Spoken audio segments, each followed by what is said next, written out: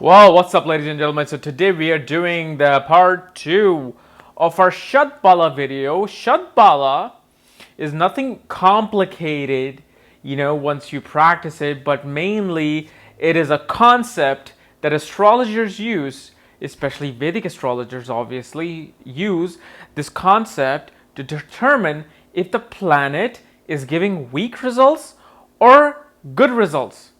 Is the planet strong or weak? Is the planet positive or negative in his results?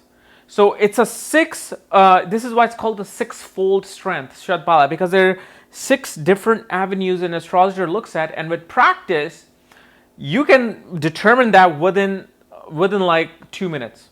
You can determine, okay, is Jupiter giving positive or negative results? Because you look at Jupiter, the sign placement, the friendship, the temporal friendship, the Varga placements, the divisional charts, the house placements, all of these things, the directional strength, all of these things will come into play quickly, and you'll be like, oh, you had a bad Jupiter period, didn't you? The client will be like, yes. And that's because the astrologer pays attention to this six-fold strength concept of Shad Bala. So, today is the second part where we're going to discuss the permanent and temporal friendships in a horoscope, where two planets are natural friends, like Jupiter and Moon.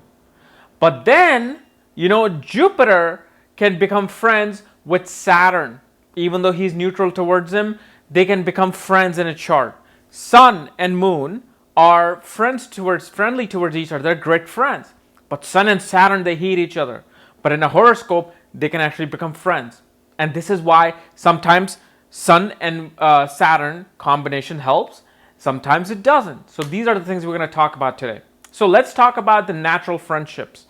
The natural friendships in a Vedic astrology concept is that there are 2 groups. Group 1 has Sun, Moon, Mars, and Jupiter. Sun, Moon, Mars, and Jupiter are friends. That's one group. Then the second group is Saturn, Venus, and Mercury. These 3 are best friends to each other, and these 4 are best friends to each other. Okay, so these are the natural friends. These are the people when they're sitting with each other, they help each other. They like each other. It's like you living with roommates that you like versus you living with roommates that you hate, that you despise, that you cannot wait till they leave or you move out. But these 2 groups are natural friends. So in any horoscope, whenever you have Jupiter and Moon together, Jupiter and Mars together, Mars and Sun together, Moon and Mars together, Mars and Moon and Sun together, it's a very friendly environment in that house. Okay? But that's a permanent friendship. Let's talk about temporal friendships. When do certain planets that are evil to each other become friends? But before I even go into that, I'm going to show you a table that shows the friends and enemies in Vedic astrology. So like you see in the chart, you have planets, friends, neutral, and enemies. This shows that Sun, who does Sun consider his friend? Who is Sun feel neutral to? And who does Sun considers his enemy? Okay, so if you see Sun considers Moon, Mars, and Jupiter his friend. He considers Mercury neutral to him. He's neither happy with him, he's neither sad with him. But he considers Venus and Saturn his great enemy. Okay, he despises them. Okay, so then you go down to Moon. You see Moon considers Sun and Mercury his great friend. Okay, he thinks like, oh, Sun and Mercury are really great friends towards me. That's what Moon feels. But then Moon feels that Venus, Mars, Jupiter, and Saturn are neutral to him. He feels neutral. Even with Jupiter, he feels neutral. Moon feels like they are not really harming me, and neither they're benefiting me. They leave me in my space, and I leave them in their space. Cool, I'm good. And then Moon has no enemies because Moon doesn't have that animosity towards any planet. So Moon never has any enemies. Moon only has friends and is neutral towards the rest of the planets. So if you look at the entire planets, you can see how each planet considers one its friend and one it's neutral to and one its enemy. So Jupiter considers Sun, Moon, and Mars his friends. So Moon doesn't consider Jupiter his best friend, but Jupiter considers Moon his best friend. But then Jupiter feels that Saturn, he's neutral to Saturn. He feels, hey, Saturn doesn't bug me, I don't bug Saturn. so we're good with each other. And then you can see that Jupiter considers Mercury and Venus his enemy. So he feels like, oh my God, I just can't stand Mercury and Venus. So, and if you go down to where, Mercury is, Mercury feels that Jupiter is neutral to him. Mercury feels neutral to Jupiter, where Jupiter doesn't like Mercury. Mercury usually feels neutral to everybody because Mercury is a curiosity. Mercury is curious to learn things. So even with his enemy, he would want to learn.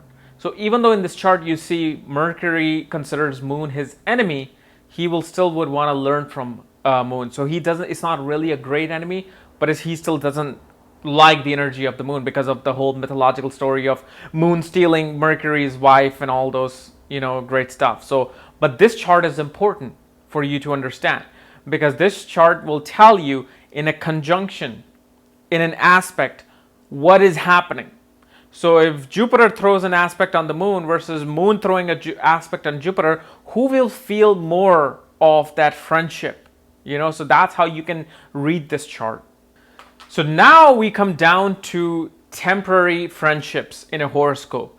So each individual chart becomes unique in that sense. Where in person A, Sun and Saturn are going to hate each other. They're going to provide bad results and struggle in their time periods or whenever they're trying to, when their period comes. Or person B has Sun and Saturn come into play and then they give great results. Why is that?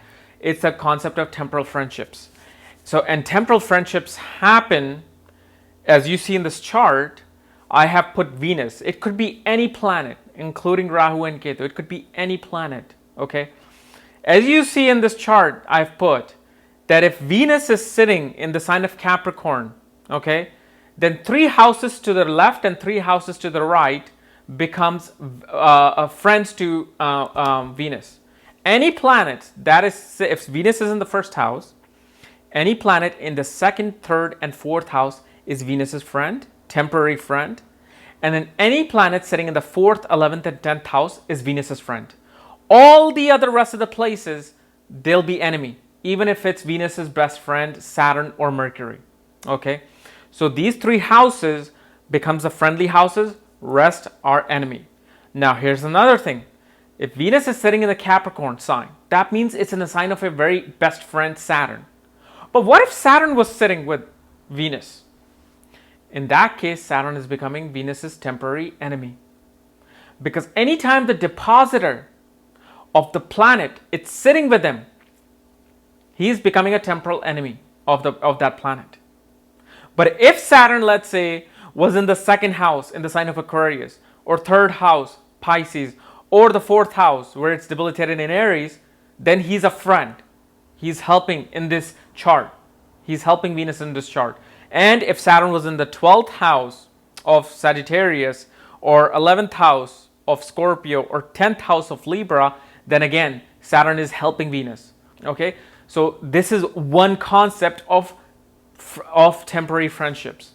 Okay, but this is a part of it. There's more to this.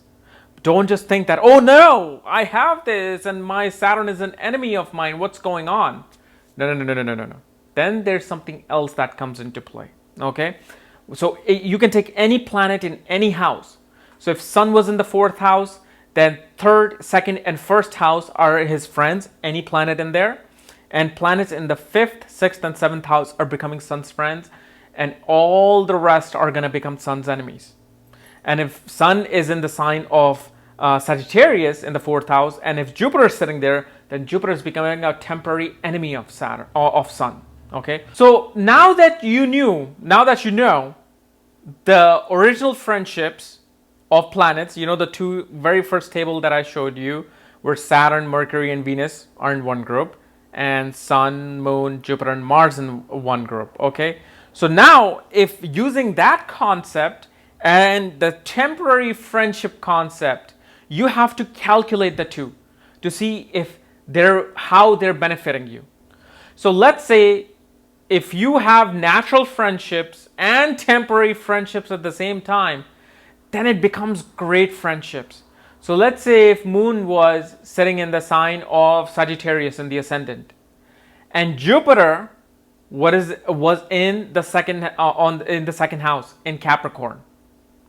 So permanent friendship is there of Jupiter and Moon, but then temporary friendship is also there because of that friendly house placement of Jupiter, because Jupiter is in those 3 houses from the Moon.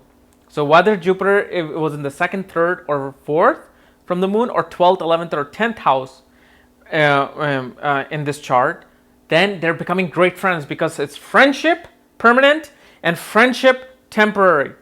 So they're becoming great friends. If you look at the same thing, if Mercury is in Virgo, okay, and Sun was directly opposite in the 7th house, that means Sun is becoming a temporary enemy to Mercury. So that means in Mercury Mahadasha and Sun Antardasha, there's going to be trouble. There's going to be trouble, but this is trouble just in our layer of determination. Okay, we still don't know the final result. Just in this concept is going to be troubled. But when Sun Mahadasha comes in, okay, when Sun Mahadasha comes in, do you think Sun is going to consider Mercury friendly or enemy to itself? He's going to consider Mercury an enemy also, because of the temporary friendship houses concept. Because 7 directly opposite is always considered the enemy. So in temporary, they're enemy. But Sun considered Mercury a neutral to him. So now look at this chart. Okay, now that I told you about neutral and friendships and stuff. So now if you consider this, if there are 2 friends, natural and temporary friends, they equal great friendship.